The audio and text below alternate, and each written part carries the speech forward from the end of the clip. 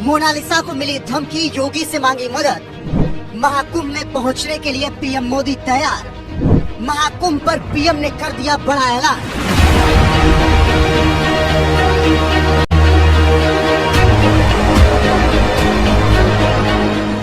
प्रयागराज के महाकुंभ में भजन कीर्तन, आध्यात्मिकता और साधु संतों के समागम के बीच एक बिटिया की खूबसूरती के खूब चर्चे हो रहे हैं।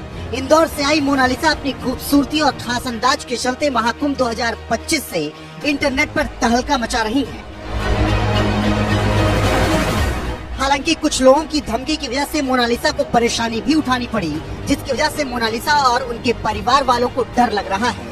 ऐसे में मोनालिसा ने यूपी के सीएम योगी आदित्यनाथ से सुरक्षा की गुहार लगाई और इसी बीच प्रधानमंत्री नरेंद्र मोदी का महाकुंभ में जाने का प्लान भी तैयार हो गया।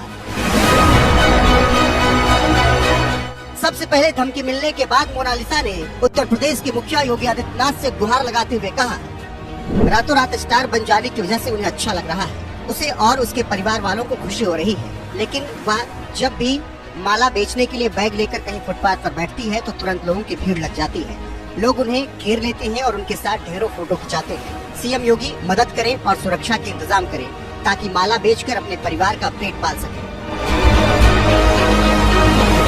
मोनालिसा के वायरल होने, सीएम योगी से मदद मांगने के बीच अब पीएम मोदी की भी चर्चा होने लगी है, क्योंकि इसी बीच अब पीएम मोदी भी महाकुंभ में पहुंचने वाले हैं। माना जा रहा है कि पीएम मोदी 8 या 9 फरवरी को प्रयागराज महाकुंभ पहुंच सकते हैं। महाकुंभ में आगमन के दौरान पीएम मोदी संगम में स्नान करेंगे। वहीं पीएम मोदी के पहुंचने से पहले मोनालिसा की खूब चर्चा हो रही है, लेकिन मोनालिसा को परेशानी उठानी पड़ रही है। फिलहाल माला बेचने वाली मोनालिसा अपनी खूबसूरती की वजह से महाकुंभ में चर्चा का विषय बनी हुई है।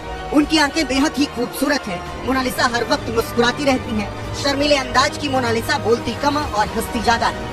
वो इस कदर वायरल हो चुकी है कि चेहरे को मास्क या रुमाल से ढककर और चश्मा पहनकर ही बाहर निकल रही है। इसके बाद भी लोग उन्हें पहचान लेते हैं। अपनी खूबसूरती की वजह से वो वायरल हो रही हैं, लेकिन अब यही खूबसूरती उनके लिए मुसीबत की वजह बन गई है। खैर, महाकुंभ से वायरल हुई इस खूबसूरत मोनालिसा पर आपकी क्या राय है, कमेंट कर हमें जरूर बताएं। और इसके साथ ही मन की बात में प्रधानमंत्री नरेंद्र मोदी ने महाकुंभ को लेकर आज क्या कुछ कहा, वो भी सुन लीजिए। मेरे प्यारे देशवासियों, प्रयागराज में महाकुंभ का श्री गणेश हो चुका है। चिरस्मरणीय जन सैलाब, अकल्पनीय दृश्य और समता समरसता का असाधारण संगम। इस बार कुंभ में कई दिव्य योग भी बन रहे हैं। कुंभ का ये उत्सव विविधता में एकता का उत्सव मनाता है। संगम की रेती पर पूरे भारत के, पूरे विश्व के लोग जुटते हैं। हजारों वर्षों से चली आ रही इस परंपरा में कहीं भी कोई भेदभाव नहीं, जातिवाद नहीं। इसमें भारत के दक्षिण से लोग आते हैं, भारत के पूर्व और पश्चिम से लोग आते हैं। कुंभ में गरीब अमीर सब एक हो जाते हैं। सब लोग संगम में डुबकी लगाते हैं, एक साथ भंडारों में भोजन करते हैं, प्रसाद लेते हैं। तभी तो कुंभ एकता का महाकुंभ है। कुंभ का आयोजन हमें ये भी बताता है कि कैसे हमारी परंपराएं पूरे भारत को एक सूत्र में बांधती हैं। उत्तर से दक्षिण तक मान्यताओं को मानने के तरीके एक जैसे ही हैं। एक तरफ प्रयागराज, उज्जैन, नासिक और हरिद्वार में कुंभ का आयोजन होता है, वैसे ही दक्षिण भूभाग में गोदावरी, कृष्णा, नर्मदा और कावेरी नदी के तटों पर पुष्करम होते हैं। ये दोनों ही पर्व हमारी पवित्र नदियों से, उनकी मान्यताओं से जुड़े हुए हैं।